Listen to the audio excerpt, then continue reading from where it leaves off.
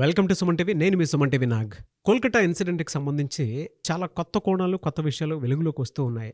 అయితే మెడికల్ కాలేజ్కి సంబంధించినటువంటి ప్రిన్సిపల్ని విచారణలోకి తీసుకోవడం జరిగింది. అయితే దాని తర్వాత అతని గురించి సెర్చ్ చేయడం జరిగింది. విస్తుపోయేటువంటి నిజాలు అండ్ దాంతోపాటు కొత్త విషయాలు, ఎందుకు ఇప్పటి వరకు దీని విషయంలో అంటే ఈ ఇన్సిడెంట్ విషయంలో జస్టిస్ జరగట్లేదు అని అంటే కొన్ని భయంకరమైనటువంటి నిజాలు ఆ ప్రిన్సిపల్ సందీప్ ఘోష్ గురించి బయటికి రావడం జరిగింది. ఆ విషయాలు ఏంటి, అసలు దీనికి సంబంధించినటువంటి విషయంలో జస్టిస్ జరుగుతుందా లేదా అనేది ఈరోజు మనతో పాటు అడ్వకేట్ రవీంద్రనాథ్ గారు ఉన్నారు. సో అది వారి మాటలోనే తెలుసుకుందాం. Hello sir. హాయ్ అండి నాగరాజ్ గారు. సో అసలు మామూలుగా అంటే దేశం మొత్తం చర్చ జరుగుతున్నటువంటి ఇన్సిడెంట్ ఇది. అసలు దీనికి జస్టిస్ జరుగుతుందా లేదా అనుకున్నటువంటి ఆలోచన కూడా రేకెత్తించేలా ఉందన్నమాట. ఎందుకు అని అంటే only because of principal Sandeep Ghosh. So అతని గురించి కొన్ని విషయాలు బయటికి రావడం జరుగుతుంది. అందులో వాస్తవ కోణాలు ఏంటి? సందీప్ ఘోష్ ఆర్జేకర్ మెడికల్ కాలేజీలో ప్రిన్సిపాల్గా అపాయింట్ అయినప్పటి నుంచి కూడా ఇతను ఒక నడుస్తున్న నరమృగం అని చెప్పుకోవచ్చు. ఎలా అంటే అక్కడ విద్యార్థులు ఒక్కొక్కరు కూడా రోడ్ల మీదకి వచ్చి ఇన్ని సంవత్సరాలుగా వాళ్ళు పడుతున్న బాధల్ని వాళ్ళు మీడియాలో, సోషల్ మీడియాలో అయితేనేమి, ట్విట్టర్లో అయితేనేమి, డిఫరెంట్ వాళ్ళకున్న ప్లాట్ఫామ్స్లో వాళ్ళు ఎక్స్ప్రెస్ చేస్తుంది ఒక నరమృగం. ఇప్పటి వరకు ఒక ముసుగేసుకున్నటువంటి నరమృగం మాకు ప్రిన్సిపాల్గా పనిచేశాడు అని వాళ్ళు చెప్తుంటే అవన్నీ వింటుంటే విస్తుపోయి నిజాలు బయటకు వస్తున్నాయి. ముఖ్యంగా ఈ సందీప్ ఘోష్ అని ఈ ప్రిన్సిపాల్ పాత్ర ఏదైతే ఉందో ఇది సస్పెక్ట్ చేయాల్సిన పరిస్థితి. సహజంగా నేర ప్రవృత్తి కలిగినటువంటి ఒక వ్యక్తి ప్రిన్సిపాల్గా ఉంటే ఎంత దారుణంగా ఉంటుందన్నది ఈ రోజుకి సజీవ సాక్ష్యమే ఆర్జేకర్ మెడికల్ కాలేజ్ ఈ దుర్ఘటన. ఎలా అంటే సంజీవ్ ఘోష్ యొక్క ప్రీవియస్ హిస్టరీని ఇప్పుడు అన్ని చోట్ల సెర్చ్ చేస్తున్నారు. అవి చదువుతుంటే ఆశ్చర్యం అనిపిస్తుంది. ఇంతకాలం ప్రభుత్వం ఒక వ్యక్తిని ఇంతకాలం ఎలా కంటిన్యూ చేసింది, ఇలాంటి నేర ప్రవృత్తి కలిగినటువంటి ఒక వ్యక్తిని ఎలా కంటిన్యూ చేస్తే ఎలాంటి మూల్యం చెల్లించుకోవాలన్నది మిగిలిన ప్రతి మెడికల్ కాలేజీలో పనిచేస్తున్న ప్రిన్సిపాల్ అందరికీ కూడా ఇది ఒక గుణపాఠంగా తెలుసుకోవాలి. ఇప్పటివరకు ఎవరైనా అటువంటి స్థాయిలో ఉంటే తెలుసుకోవాల్సిన విషయం కూడా. అయితే ఈ ఆర్జేకర్ మెడికల్ కాలేజీలో ఇప్పటివరకు మొన్నటి వరకు అంటే ఆగస్టు 9న ఆయన సస్పెండ్ అయిన తర్వాత ఆయన యొక్క ప్రీవియస్ నేర ప్రవృత్తి మనం తెలుసుకుంటే నాగరాజ్ గారు అసలు ఇలాంటి వ్యక్తి ఉన్నాడా అనిపిస్తుంది మనకి. ఇతను 2021 వరకు కూడా వైస్ ప్రిన్సిపాల్గా పనిచేసేవాడు. 2021లో ప్రమోట్ అయ్యాడు యాజ్ ఎ ప్రిన్సిపాల్గా, అంటే కరోనా తర్వాత. 21లో ప్రమోట్ అయిన తర్వాత ఇతను ప్రిన్సిపాల్గా అపాయింట్ చేసిన తర్వాత 2021, 22, 23 ఆ ప్రాంతం వరకు భయంకరమైనటువంటి నేర ప్రవృత్తి. ఏ రకంగా అంటే ఇతని మీద జూన్లో ఆబ్లిగేషన్స్ వచ్చాయి. అఫ్తరల్ అని చెప్పి ఒక వ్యక్తి, అతను హెల్త్ డిపార్ట్మెంట్ సంబంధించిన ఒక వ్యక్తి విజిలెన్స్ డిపార్ట్మెంట్కి ఈయన మీద ఎంక్వైరీ ఫామ్ పంపించాడు. ఏమనంటే మొత్తం 28 పాయింట్స్, అసలు 28 పాయింట్స్ ఆబ్లిగేషన్స్ అంటే 1 or 2 పాయింట్స్ కాదు. అది ఎవరికి పంపించారు? ఆ కాలేజీలో జరుగుతున్న అక్రమాల మీద విజిలెన్స్ డిపార్ట్మెంట్కి ఇన్ఫార్మ్ చేశాడు. అందులో అన్నీ మనం చెప్పుకోలేము. ప్రధానంగా చెప్పుకోవాల్సింది ఏంటంటే ముఖ్యంగా ఉమెన్ ట్రాఫికింగ్ అనేది ప్రధానంగా ఈ కాలేజీలో జరుగుతుంది. దీని మీద ఎంక్వైరీ చేయండి. నెంబర్ 2, ప్రతి వెండర్స్ మీద నెపోటిజం పేరు మీదుగా మొత్తం ఆయన సంబంధించినట్టు అనుయాయులందరూ మొత్తం ఈ డిపార్ట్మెంట్లో ఉన్నారు.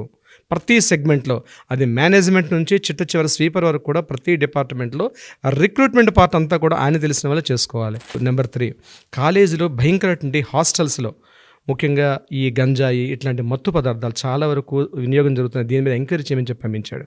ఇదంతా కాకుండా వెండర్స్ కాంట్రాక్ట్స్ ఇచ్చే విషయంలో 20% కమిషన్ తీసుకోవాల్సిందిగా ప్రతి చోట అది స్ట్రిక్ట్లీ ఇంప్లిమెంట్ చేశాడు. ప్రతి చోట 20% స్ట్రైట్ అవే ఆయన పాకెట్లోకి వెళ్తుంది. ఇది కూడా ఒక పాయింట్. వీటన్నిటికన్నా ఇంకొక భయంకరమైన విషయం ఏంటంటే అవయవాల యొక్క మార్పిడి. దీని మీద ఆబ్లిగేషన్స్ బీభత్సంగా వచ్చాయన్నమాట. 2023లో 21లో వచ్చిన తర్వాత ఈయన మీద ఆబ్లిగేషన్స్ రాగానే ఈయన ఏం చేశారు, ఇక్కడ నుంచి ముర్షిదాబాద్ మెడికల్ కాలేజ్కి ట్రాన్స్ఫర్ చేశారు. ఇక్కడ విచిత్రం చూడండి, వితిన్ 48 అవర్స్లో ముర్షిదాబాద్ మెడికల్ కాలేజ్ నుంచి, అంటే ఇక్కడ సస్పెండ్ అయ్యి ఇక్కడ నుంచి 48 అవర్స్లో ముర్షిదాబాద్ మెడికల్ కాలేజ్కి వెళ్ళడం. చూడండి ఎంత దారుణమైన విషయం ఇది. అసలు ఇక్కడ ఒక ఇన్సిడెంట్ జరిగింది, ఇక్కడ రిజైన్ చేశారు, వెంటనే వేరే మెడికల్ కాలేజ్లోకి ప్రిన్సిపల్గా అపాయింట్ అయ్యారు. సస్పెండ్ కాకుండా మళ్ళీ ట్రాన్స్ఫర్ చేశారు. Just only transfer Murshidabad medical కాలేజ్లో అపాయింట్ చేయడం జరిగింది. దీని వెనక అసలు ఎంత పొలిటికల్ ఇన్ఫ్లుయెన్స్ ఉందో. నేను పొలిటికల్ మాఫియా అంటాను దీని వర్డ్ని. ఒక మాఫియా అనే వర్డ్ని వాడొచ్చు మనం ఇక్కడ. అక్కడ జాయిన్ అయిన తర్వాత అక్కడ పోయిన సవ్యంగా ఉన్నాడా? అక్కడ లేదు. స్టూడెంట్స్ ర్యాగింగ్ విషయం మీద అక్కడ కూడా మరలా అప్లికేషన్స్ ఎదుర్కొ సుమారుగా 700 మంది students Murshidabad medical college students నుండి బయటకు వచ్చి కాలేజీని అటెండ్ కాకుండా అక్కడ గొడవ చేశారు ఇదే ప్రిన్సిపాల్ మీద. ఎగైన్ అక్కడ నుంచి ఆయన సిఎన్ఎంసీకి వచ్చాడు జస్ట్ డిప్యూటేషన్ మీద. చూడండి, డిప్యూటేషన్ ఆయన ఎక్కడ సస్పెండ్ కాలేదు, ఇన్ని ఆబ్లిగేషన్స్ వస్తున్నాయి, ఎక్కడ సస్పెండ్ కాలేదు. డిప్యూటేషన్ మీద మరలా ఆయన ఎక్కడికి వచ్చాడు, సిఎన్ఎంసి మెడికల్ కాలేజ్కి వచ్చాడు. ఆయన ఎండ్ ఆఫ్ ద గోల్ ఏంటి, ఆర్జేకర్ మెడికల్ కాలేజ్లో ప్రిన్సిపల్గా ఉండాలి, అందుకోసం చక్కర్లు కొడుతూ ఉన్నాడు మరలా ఆయన. again అక్కడ నుంచి రీసెంట్గా సెప్టెంబర్ 2023లో అక్కడ నుంచి ఆర్జేకర్ మెడికల్ కాలేజ్కి మళ్ళీ రీఅపాయింట్మెంట్ జరిగింది. ఈ సంఘటన ఆగస్టు 8న జరిగిన సంఘటన ఒకసారి మనం పరిశీలించి చూసినట్టయితే, మరొకసారి మనం రీక్యాప్ చేసుకుంటే, 8వ తారీఖు రాత్రి అర్ధరాత్రి జరిగిన సంఘటన గురించి మనం విశ్లేషించుకుంటే అక్కడ 2 సీసీ కెమెరాలు పనిచేస్తున్నాయి. ఒకటి ఫస్ట్ ఫ్లోర్లోకి వెళ్ళే సీసీ కెమెరా, పైన 4th ఫ్లోర్ అంటే స్టేర్ కేస్ మీద ఒక కెమెరా ఉంది. మొత్తం కారిడార్ ఏదైతే 4th ఫ్లోర్లో నుండి మన ఈ ఆడిటోరియం అన్న హాల్ అన్నారు, ఈ హాల్ దగ్గర ఒక కెమెరా ఉంది. ఈ 2 వైపులో 2 కెమెరాలు తప్ప ఇంకెక్కడ కెమెరాస్ లేవు. ఇక్కడ ఇవన్నీ ఎలా వెలుగులోకి వచ్చాయంటే సిబిఐ వాళ్ళు ఎంక్వైరీ చేసిన తర్వాత ఇవన్నీ వెలుగులోకి వచ్చాయి. సీసీ ఫుటేజ్ కూడా బయటకు వచ్చాయి. 11 o'clock టైంలో ఒక పర్సన్ లోపలికి వెళ్తూ కనిపించాడు. సో 11:30కి ఆ పర్సన్ మళ్ళీ బ్యాక్ వస్తూ కనిపించాడు. అరౌండ్ 12-12:30 ఆ ప్రాంతం మధ్యలో 4 కుర్రాలు ఇంక్లూడింగ్ విక్టిమ్ కలిసి స్టేర్ కేస్ నుంచి పైకి వెళ్ళారు. వాళ్ళు లిఫ్ట్లో వెళ్ళారండి. స్టేర్ కేస్ నుంచి పైకి వెళ్తూ ఆడిటోరియంలో వాళ్ళు కూర్చున్నారు. అక్కడ భోజనం చేస్తున్నట్టుగా ఆనవాళ్ళు కనిపించి చేతులు కడుక్కోలేదు ఇంకా వాళ్ళు. ఇగైన్ అక్కడి నుంచి 4 members వెనక్కి వచ్చేసారు. 12:30 నుంచి 2:30 వరకు అక్కడ ఉండి 2:30కి 4 members కూడా బయటకు వచ్చేసారు. 2:30కి ఈ అమ్మాయి రాలే, ఆ కెమెరా ఫుటేజ్లో ఈ అమ్మాయి కనిపించలేదు. అక్కడ వరకు జరిగింది అది. 4 o'clock ఆ సమయంలో ఏం జరిగింది, ఒక పర్సన్ ఇప్పుడు ఎవరైతే మనం సంజయ్ రాయ్ అని చెప్తున్నాం, ఎవరైతే మనం మెయిన్ కల్పిట్ అని చెప్తున్నాం, ఈ సంజయ్ రాయ్ అనే వ్యక్తి పైకి వెళ్తూ ఒక గ్రీన్ కలర్ షర్ట్ వేసుకుంటూ పైకి వెళ్తున్నాడు స్టేర్ కేస్ నుంచి. 4 o'clock వెళ్ళి అగైన్ 4:35కి ఆయన అక్కడి నుంచి బ్యాక్ వచ్చి వెనక్కి వెళ్ళిపోతూ కనిపించాడు. ఇది సీసీ ఫుటేజ్. ఎందుకు మనం సందీప్ ఘోష్ గురించి మాట్లాడుతూ ఈ విషయం ఎందుకు మాట్లాడుతున్నాం అంటే, ఈ ఫుటేజ్ అన్నీ కూడా ఫస్ట్ ఎప్పుడైతే సంఘటన జరిగిందో ఈ ఇన్ఫర్మేషన్ ప్రిన్సిపల్కి ఇన్ఫర్మేషన్ వెళ్ళింది. మార్నింగ్ అరౌండ్ 6:30, 7 o'clock జరిగింది. 6:30కి ఇన్ఫర్మేషన్ వెళ్ళంగానే ఆయన వీళ్ళందరూ కూడా నాకు తెలిసిన ఇన్ఫర్మేషన్ ప్రకారం నేనేమనుకుంటున్నానంటే, ఇమ్మీడియట్గా ఇది హైర్ అథారిటీస్కి ఇన్ఫార్మ్ చేశాడు ఆయన. దీన్ని ఎలాగైనా ఒక సూసైడ్ కేసుగా దీన్ని కవర్ చేసేసి సాక్ష్యాలని రూపుమాపేసి ఎవిడెన్సెస్ ఏవి లేకుండా ఉండాలనే ఉద్దేశంతో ఒక చర్చ జరిగింది. మార్నింగ్ అరౌండ్ 6 నుంచి 9:30 వరకు ఒక పెద్ద హైడ్రామా నడిచింది కాలేజీలో, వితౌట్ పోలీసులకి ఇన్ఫర్మేషన్ జరగకుండా. ఈ టైంలో 9 o'clock పేరెంట్స్కి ఇన్ఫార్మ్ చేశారు. ఏమని ఇన్ఫార్మ్ చేశాడు ఈ సందీప్ ఘోష్ అనే ప్రిన్సిపాల్, ఇది సూసైడ్ కేసు అని ఇన్ఫార్మ్ చేశాడు ఆయన. ఇక్కడ జాగ్రత్తగా పరిశీలించాల్సింది, ఇది సూసైడ్ కేస్ అని ఇన్ఫార్మ్ చేశాడు ఆయన. First information is very important. ఇక్కడ ఇన్ఫార్మ్ చేసిన తర్వాత పేరెంట్స్ అందరూ, ఈ స్టోరీ అంతా మనకి కంటిన్యూస్ తెలిసిన విషయమే. ఇన్ఫార్మ్ చేసిన తర్వాత ఈరోజు ఆయనకి ఇమ్మీడియట్గా ఏం చేశారు, అదే రోజు నాడు 9th అంటే ఆగస్ట్ 9th ఇతనికి సాయంత్రం 5:30కి పోస్ట్మార్టం జరిగింది. 7:30కి ఈయనకి అక్కడి నుంచి సిఎన్ఎంసి అంటే కలకట్టా నేషనల్ మెడికల్ కాలేజీగా ట్రాన్స్ఫర్ చేస్తూ మళ్ళీ మన స్టేట్ గవర్నమెంట్ నుంచి ఈయనకి మళ్ళీ ఆర్డర్స్ వచ్చాయి. ఈయన మెడికల్ కాలేజ్ జాయిన్ అవబోతున్నాడు. అయితే ఇక్కడే సోషల్ మీడియా కానీ మీడియా ఒక్కసారి బయటకు రావడం వల్ల సందీప్ ఘోష్ యొక్క విషయాన్ని హైకోర్టు ఇమీడియట్గా ఏం చేసిందంటే, మమతా బెనర్జీ చేసినటువంటి ఏదైతే ట్రాన్స్ఫర్ ఆర్డర్స్ తప్పు అని ఖండించి ఇమీడియట్గా ఆయన సస్పెండ్ చేసింది హైకోర్టు. అంటే ఈరోజు ఏ స్థాయిలో ఉందండి నాగరాజు గారు, హైకోర్టే ఇన్వాల్వ్మెంట్ కాకపోతే సందీప్ ఘోష్ అనే వ్యక్తి ఈరోజు సొసైటీలో ఒక పెద్ద మనిషిగా చలామణి అయ్యేవాడు కదా. కానీ హైకోర్టు ఇన్వాల్వ్మెంట్ ఈ విషయంలో మాత్రం హైకోర్టుకి అందరం కూడా మనం చాలా అప్రిషియేట్ చేయాలి. ఈ సందీప్ ఘోష్ని సస్పెండ్ చేశారు. ఇమీడియట్గా మళ్ళీ 13th సిబిఐ ఎంక్వైరీ చేశారు. సిబిఐలోకి ఎంటర్ అయిన తర్వాత ఆయన ఇచ్చిన అక్కడ ఫస్ట్ స్టేట్మెంట్, ఇతను ఫస్ట్ స్టేట్మెంట్ ఏమి ఇచ్చాడు, ఇన్సిడెంట్ జరిగిన తర్వాత పేరెంట్స్కి ఇన్ఫార్మ్ చేసింది సూసైడ్ అని చెప్పాడు. దాని తర్వాత మీడియా ఎంటర్ అయిన తర్వాత మీడియాకి ఆయన ప్రెస్ చేస్తూ ఏం చెప్పాడంటే, ఆ అమ్మాయి 4th floorకి వెళ్ళడం తప్పు, 36 hours డ్యూటీ అనే విషయం హైలైట్ చేయకుండా అది ఆ పైకి వెళ్ళడమే తప్పు, ఆమె పర్సనల్ ఇష్యూ అది. సో జరిగింది ఏమైనా జరగచ్చు అన్నట్టుగా ఏమీ తెలియని ఒక కొత్త విషయం అన్నట్టు ఏమీ తెలియనట్టుగా చెప్పడం జరిగింది. ఆ విషయంలో ఫస్ట్ స్టేట్మెంట్ అతనిది. ఇది ఫస్ట్ స్టేట్మెంట్ అతను చెప్పింది. ఎవరు వెళ్ళమన్నారు, అది ఆవిడ ఫాల్ట్ కదా, వెళ్ళమని ఎవరు చెప్పరు కదా, సెమినార్ హాల్ ఎవరు వెళ్ళమన్నారు అనేటువంటి స్టేట్మెంట్ని ఆయన పాస్ చేయడం జరిగింది. First statement Sandeep Ghosh negligence అంటే ఆవిడ చేసుకున్న దానికి ఎవరేం చేస్తారు అంటే కేసుని మిస్గైడ్ చేయడం, సూసైడ్ చేసుకుందనే విషయాన్ని పబ్లిక్ తెలియడం కోసం ఈ స్టేట్మెంట్ ఇచ్చాడు. బ్లేమ్ గేమ్ నింద 100 వేశారు, అకౌంటబిలిటీకి వచ్చేటప్పటికి 0 ఎగ్జాక్ట్లీ. అక్కడ కట్ చేస్తే సిబి ఇంట్రాగేషన్లో రిజైన్ చేస్తూ అంతనేం చెప్పాడంటే, చనిపోయిన అమ్మాయి నా కూతురుతో సమానం, నా కాలేజీలో ఇట్లాంటి సంఘటన జరగడం అత్యంత దురదృష్టకరం, ఎందుకంటే ప్రపంచం ముందు దోషిగా నిలబడ్డాడు, నా భవిష్యత్తు ఆయనకు అర్థమైపోతుంది. అర్థమైపోతుంది. ఫస్ట్ స్టేట్మెంట్కి సెకండ్ స్టేట్మెంట్కి చూడండి ఎంత తేడా వచ్చేసి. సిబిఐ ఎంటర్ అయిన తర్వాత స్టేట్మెంట్. అవునండి. జరిగిన ఇన్సిడెంట్ బాధాకరం, నా కూతురు లాంటిది, నా కూతురు లాంటిది అని చెప్పి అలాంటిది మా ఆయన కాలేజీలో స్టేట్మెంట్. జరగడం బాధాకరం అని చెప్పి స్టేట్మెంట్. అవును, ఆ స్టేట్మెంట్ ఇచ్చి ఎస్కేప్ అవుదాం ట్రై చేశాడు. సిబిఐ ఇప్పటికి ఒక 3 సార్లు ఇంట్రాగేషన్ చేసింది దాని మీద. అంటే సిబిఐ ఇంట్రాగేషన్ చాలా డిఫరెంట్గా ఉంటుంది నాగరాజు గారు. సిబిఐ ఇంట్రాగేషన్స్ ఇంతకుముందు మేము ఒకసారి చూడడం జరిగింది. దట్స్ కంప్లీట్లీ డిఫరెంట్గా ఉంటుంది. సో ఇంట్రాగేషన్లో ఆయన చెప్పిన విషయం ఏంటంటే ఈ స్టేట్మెంట్ ఇవ్వడం జరిగింది.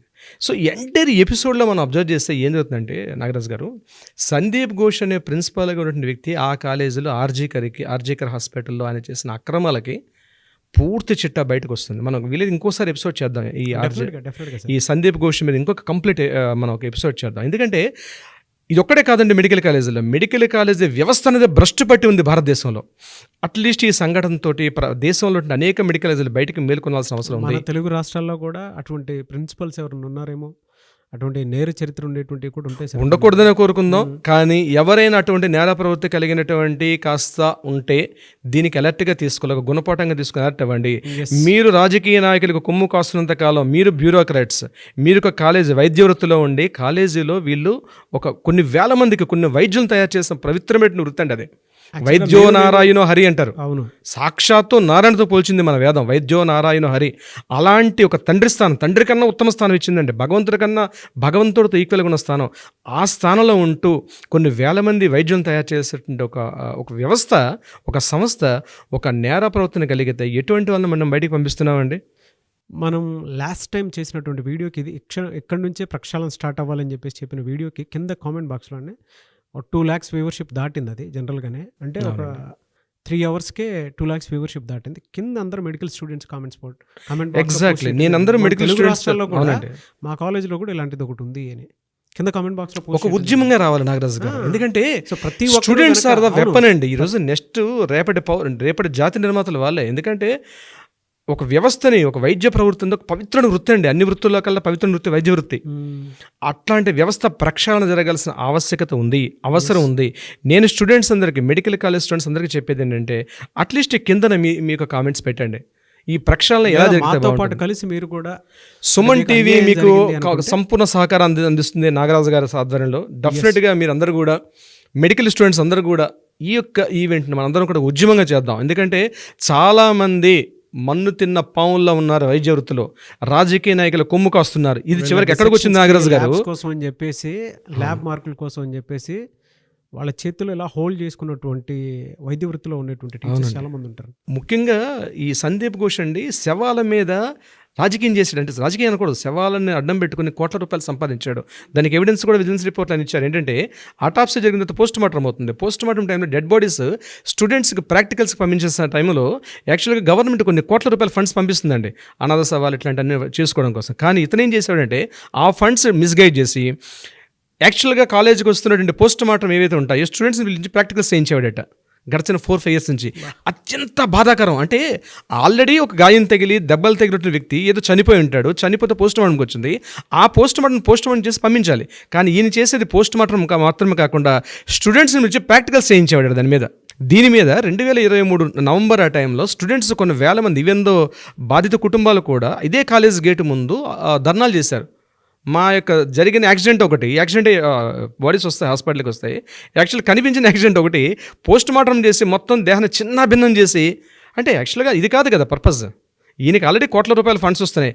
ఆ కోట్ల రూపాయల ఫండ్స్ వేరే పాకెట్లకు పంపించి ఈయన చేసిన అక్రమాలు అత్యంత దారుణం నాగరాజు గారు. దీని కంక్లూజన్ ఎలా అంటే మనం చెప్పేది ఒకటి, వైద్య ప్రవృత్తులు ఉన్నటువంటి వైద్య వృత్తులు అధికారులకు గాను, ఉన్నతాధికారులు కావచ్చు, లో నుంచి హై ప్రొఫైల్స్ అందరూ కూడా చెప్పేది ఒకటే, ఇప్పటికైనా మీరు కళ్ళు తెరిచి ఇప్పటికైనా మానుకోకపోతే ఈరోజు స్టూడెంట్స్ అనేవారు వెపన్స్లా తయారయ్యారు. సోషల్ మీడియా ఒక ప్రపంచంలో ఉంది, భారీ మూల్యం చెల్లించుకుంటారు.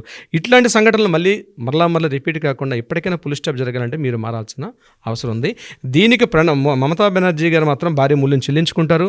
ఆవిడ ఇప్పటికైనా స్వచ్ఛందంగా రిజైన్ చేసి పబ్లిక్లకు వచ్చి తను సారీ చెప్పి ముందుకెళ్తే బాగుంటుంది నా అభిలాష. ఆడియన్స్ కూడా ఏ విధంగా స్పందిస్తారో వీడియో కింద కామెంట్ బాక్స్ రూపంలో అనేది చూద్దాం.